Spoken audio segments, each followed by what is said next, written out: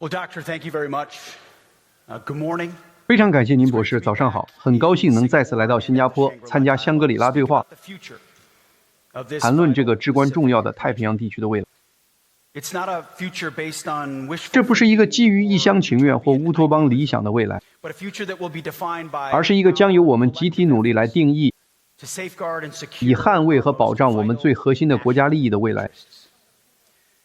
在川普总统的领导下，他在过去1年中反复展示了捍卫美国国家利益的意义。从委内瑞拉的尼古拉斯·马杜罗到午夜铁锤行动，再到贩毒集团的运毒船，以及史诗怒火行动，我们已经恢复了一种积极主动和务实的国家防卫方式，重新确立了威慑。当我还在美国陆军服役的时候，作为一名年轻的少尉，我第一个步枪牌的座右铭是：那些渴望和平的人必须为战争做好准备。这是一个简单的真理，它在战术上和战略上都同样有意义。但今天我想阐述，这种回归现实主义对于世界上最重要的地区太平洋究竟意味着什么。正如2026年美国国家防卫战略所明确指出的，我们正在为我们的联盟和伙伴关系开辟一条新道路，这条道路植根于实力和利益的现实。这是一条将使美国更强大，我们的盟友和伙伴更有能力，太平洋地区更稳定和安全的道路。这种新方式的基础是摆脱依赖模式，走向真正的伙伴关系，采纳一种亚洲伙伴几十年来一直理解的观点。也许是因为距离，也许是因为从历史中吸取的惨痛教训，亚洲看待美国的默认视角一直比其他地区更清晰、更务实得多。亚洲的伙伴们早就明白，持久伙伴关系的基石并非建立在理想主义的价值观之上，而是建立在国家利益的具体契合之上。这种清晰性蕴含着不可否认的力量。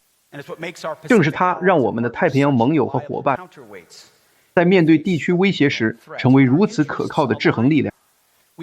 当我们的利益一致时，我们便集中精力，坚定不移地共同开展行动。当我们的利益出现分歧时，我们则务实地进行调整，没有戏剧性，也没有说教。我想西欧或许可以借鉴一下，这是我们完全认同的心态。美国补贴富裕国家国防的时代已经结束了，我们需要的是伙伴，而不是被保护国。我们寻求建立在共同责任而非依赖基础上的联盟，这是我们联盟在新时代的成熟。这个愿景让我们的联盟建立在可持续的基础上，确保他们能够应对本世纪的挑战，而不是上个世纪的。这种转变并非选择问题，而是战略审慎的体现。国防战略明确指出，过去那种软弱无力、乌托邦式全球主义的外交政策路线正走向灾难。在川普总统的领导下，这一切都改变了。我们的方针是一种灵活务实的现实主义，以清晰的视角审视世界，这对于维护重要利益至关重要。这种清晰性在太平洋地区尤为重要。这个地区对美国的国家安全和繁荣有着深远的影响，它是全球最大、最具活力的市场区域。这就是为什么我们的国防战略指示战争部要为在太平洋地区实现持久且有力的军事，创造必要的军事条件。当我们审视当今的地区局势时，对于中共历史性的军事集结及其在该地区及以外的军事活动扩张存在着合理的担忧。我们对这种安全环境有着清晰的评估，并共同认识到，任何霸权国家主导的太平洋都将破坏地区军事，并损害我们都力求维护的平衡。战争部正以最大的专注度努力工作，以防止任何此类失衡的发生。我们不以不必要的对抗来应对这一挑战，而是采取一种有分寸、深思熟虑的强硬姿态。我们的重点是强大、沉着、清晰。强大、沉着、清晰，清晰地表明我们的意图、我们的优先事项以及我们实现本届政府目标的能力。这是我们的亚洲伙伴们非常偏爱并长期遵循的模式。我们在亚洲的盟友不寻求持续的升级、言辞上的夸张表演，或者一个由公开对抗定义的地区。他们想要的，以及美国所提供的是纪律严明的力量、坚定不移的决心，以及足够自信能够轻声细语，却手持大棒的领导力。我们所寻求的，以及总统一直阐明的，是一个真正稳定的平衡，既符合美国人的利益，也符合我们盟友的利益。一个有力且持久的军事，其中没有任何国家，包括中国，能够强加其霸权，并使我们国家和盟友的安全或繁荣受到质疑。美国力求维护长期以来支撑本地区和平与繁荣的条件。我们是致力于维持平衡的力量，而不是去破坏它。就这么简单。我们捍卫的是一个促成了本地区非凡增长和机遇的现状。我们在太平洋的利益是重大的，但它们也是有范围且合理的，由一个有力的军事所界定。在这个军事中，主权受到尊重，商业自由流动，各国保留做出自己选择的自由。这是美国所维护的平衡，并且不会允许其他国家推翻。在川普总统的领导下，美中关系比多年来任何时候都要好。川普总统和本届政府寻求与中国建立稳定的和平、公平的贸易和相互尊重的关系。这并非巧合。强大、沉着但清晰是实现稳定的正确秘诀。就在2周前，川普总统和习主席在北京进行了直接对话，进一步巩固了这一基础。我亲身见证了他们数小时的坦诚对话，那确实是历史性的。他们一致认为，美中两国应在公平和互惠的基础上建立建设性的战略稳定关系，并重申，尽管我们两国将积极保护各自的利益，我们可以在利益一致的地方达成务实互利的协议。话虽如此，我在美国战争部的职责是提供军事力量，以支持川普总统富有远见且务实的外交。本部门的首要职责是确保总统始终从无可置疑的强大地位进行谈判，以便在太平洋地区乃至全球维持和平。为了确保我们的军事实力能够维护稳定，我们将把实力与明确的意图结合起来。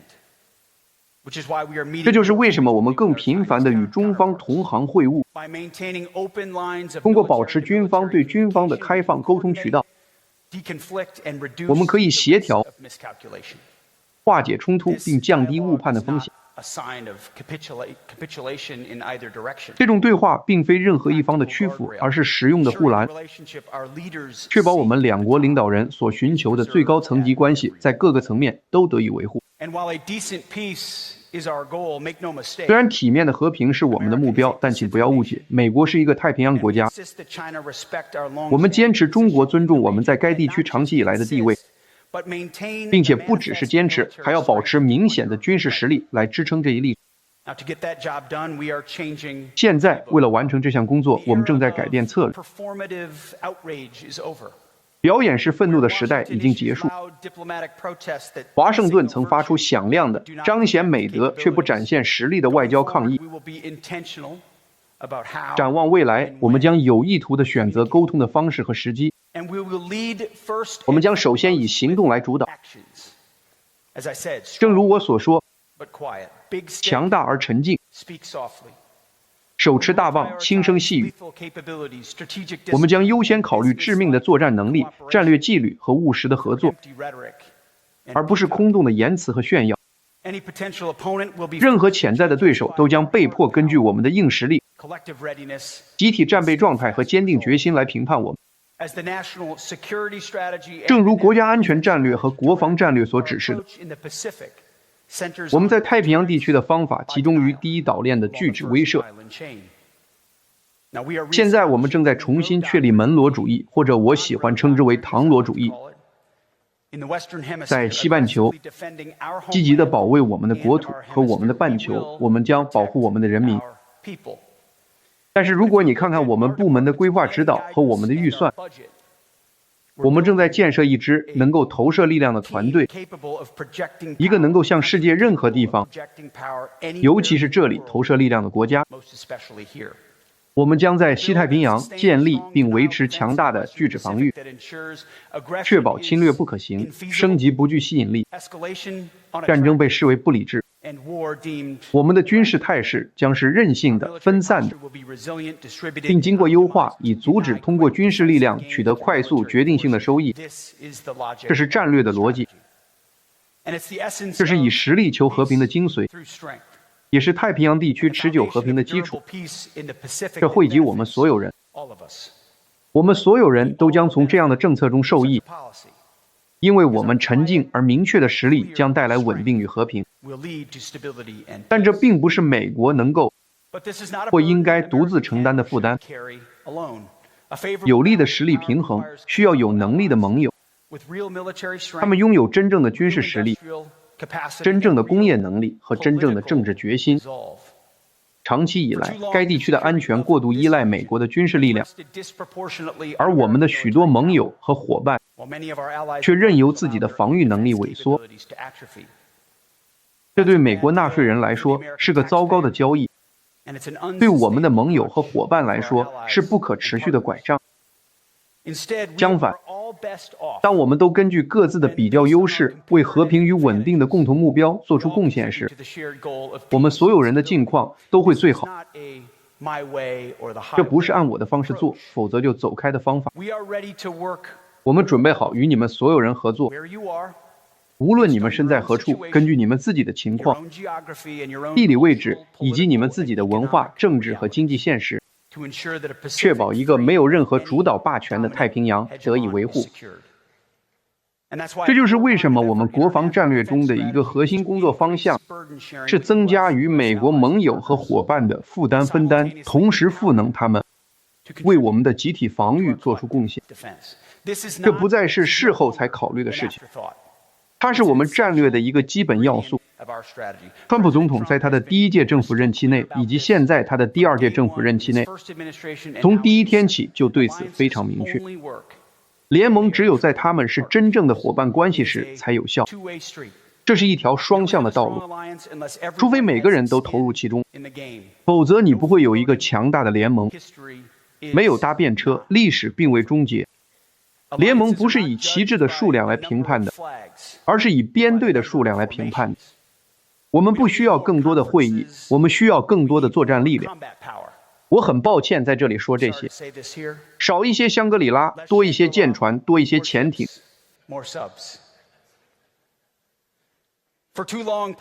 长期以来，我们礼貌地请求欧洲盟友增加国防开支，但这些请求都石沉大海。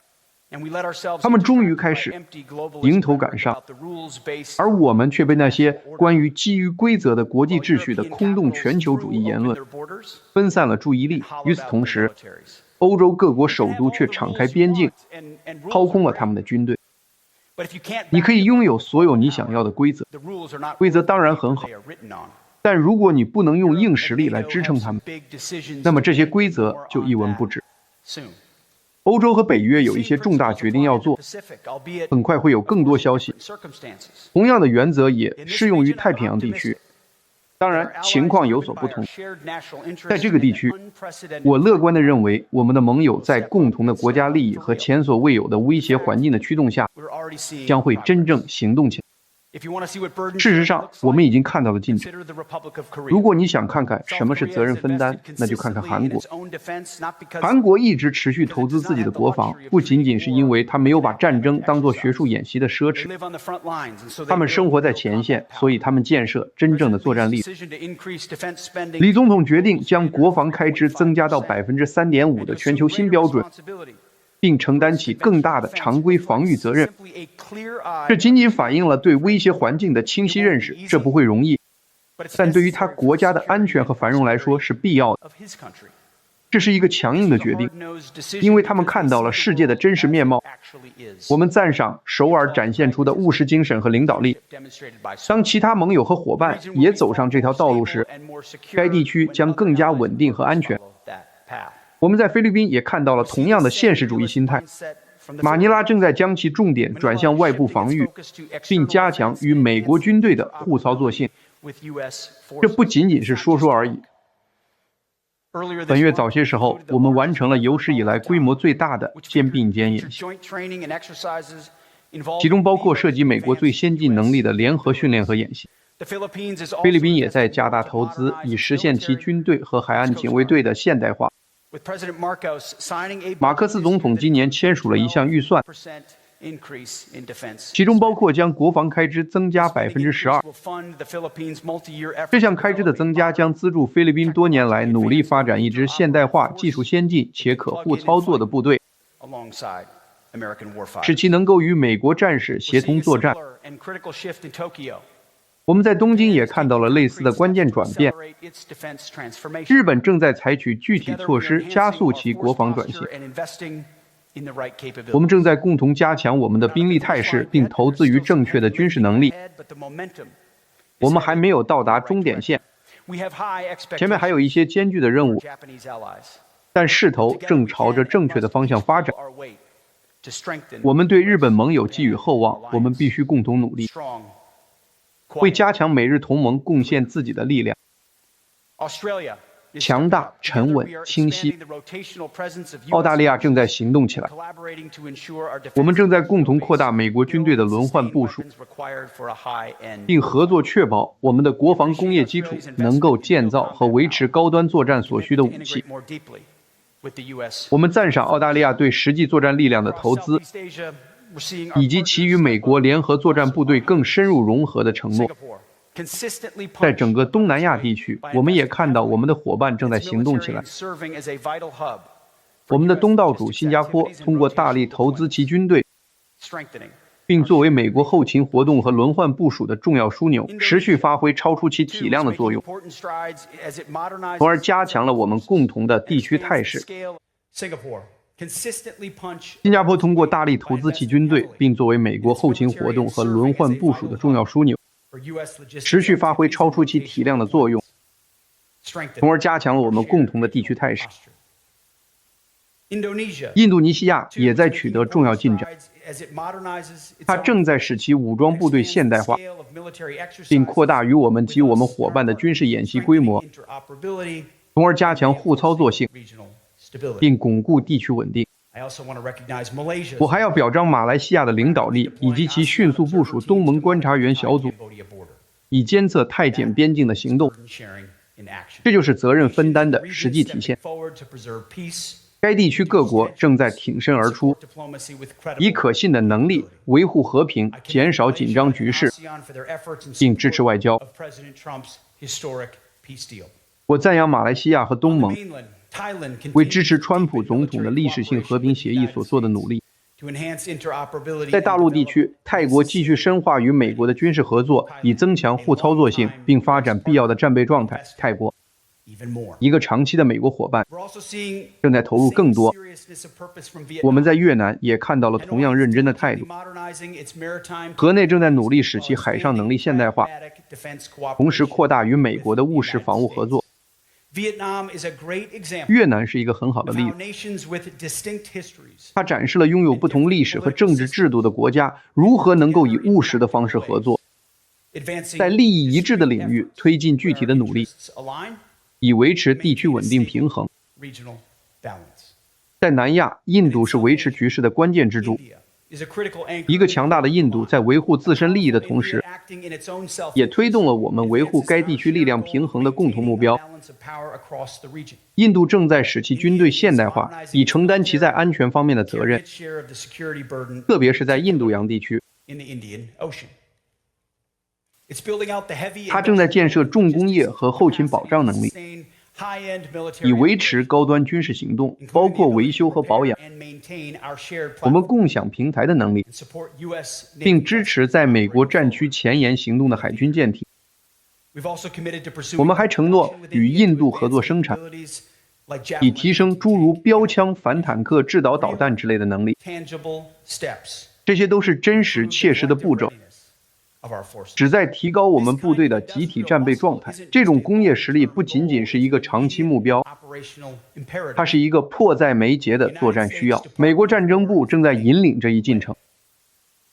美国正在经历一场史无前例的国防工业基础全国性生产动员。我们将以规模化、高速率、合理的价格生产世界上最好的武器，这是我个人对你们所有人的承诺，也是我们总统的要求。这就是为什么川普总统在去年国防开支达到1万亿美元之后，计划今年再投入1.5万亿美元进行世代投资，以使美国的自由武器库大步前进，并在未来几十年扩大美国的军事主导地位。这是一项世代投资。川普总统正在树立黄金标准。我们要求我们的盟友和伙伴贡献3.5%，而我们自己远远超出了这个数字。我们期望每一个盟友和伙伴都能展现出同样的决心。对于那些迎接这一挑战、承担起真正伙伴责任的国家，其益处将是显而易见的。正如我们的战略所述，我们将优先与模范盟友合作，及那些最有能力、头脑清醒并准备好捍卫其国家利益的国家。对于这些国家，我们将他们排在优先位置，加速武器销售、深入的工业基础合作、扩大情报共享，诸如此类的益处不胜枚举。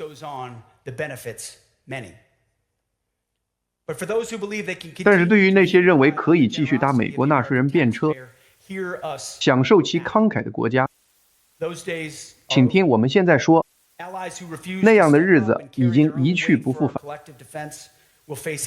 那些拒绝挺身而出、不愿为我们集体防御承担责任的盟友，将面临我们行事方式的明显转变。川普总统相信帮助那些自助的国家。